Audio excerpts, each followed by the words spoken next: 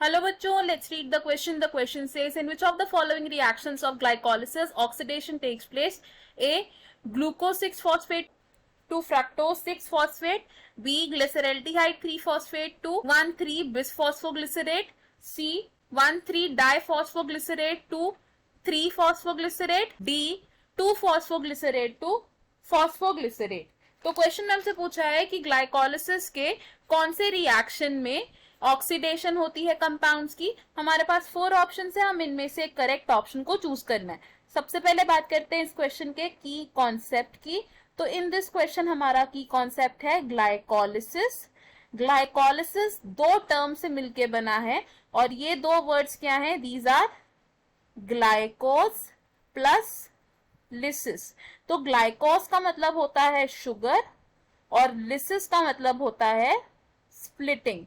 तो ग्लाइकोलिसिस में क्या होता है? शुगर की स्प्लिटिंग होती है। और ग्लाइकोलिसिस क्या हुआ? एक कैटाबॉलिक प्रोसेस हुआ। और ग्लाइकोलिसिस में कितने स्टेप्स इन्वॉल्व होते हैं? These are 10 steps involve in this process. अब ग्लाइकोलिसिस की प्रोसेस कैसे होती है ये देखते हैं। तो सबसे पहले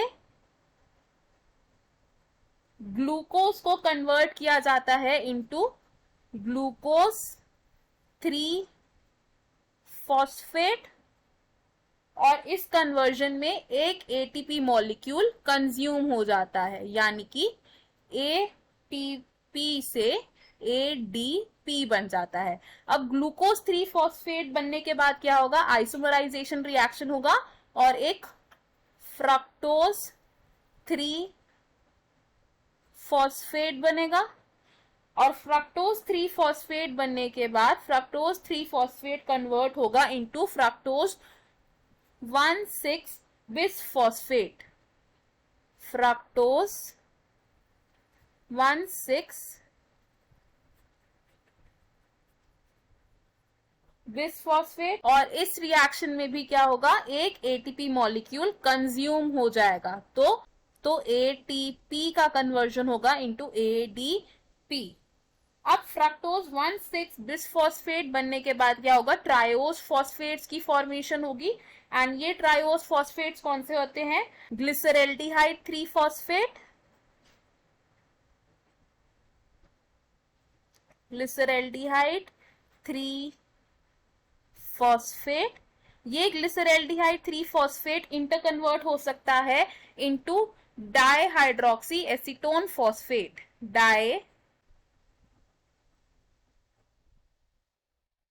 डाइहाइड्रोक्सी एसीटोन फॉस्फेट। तो अभी तक क्या चल रहा था? ग्लूकोज से लेकर फ्रक्टोज 1,6-बिसफॉस्फेट तक 6 कार्बन कंपाउंड चल रहे थे और इस स्टेप में क्या हुआ? ट्रायोज फॉस्फेट की फॉर्मेशन हो गई।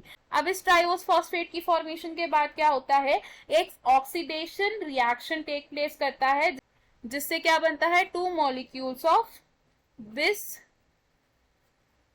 फॉस्फोग्लिसरेट या फिर बिसफॉस्फोग्लिसरिक एसिड। और इस रिएक्शन में ऑक्सीडेशन हो रही है, यानी कि क्या होगा? NAD प्लस कन्वर्ट हो जाएगा into NADH plus, H plus में कन्वर्ट हो जाएगा। अब ये जो बिसफॉस्फोग्लिसरेट बना है ये फर्दर कन्वर्ट होगा और ये क्या बनाएगा? 2 मॉलिक्यूल बनाएगा ये 3-फॉस्फोग्लिसरेट के।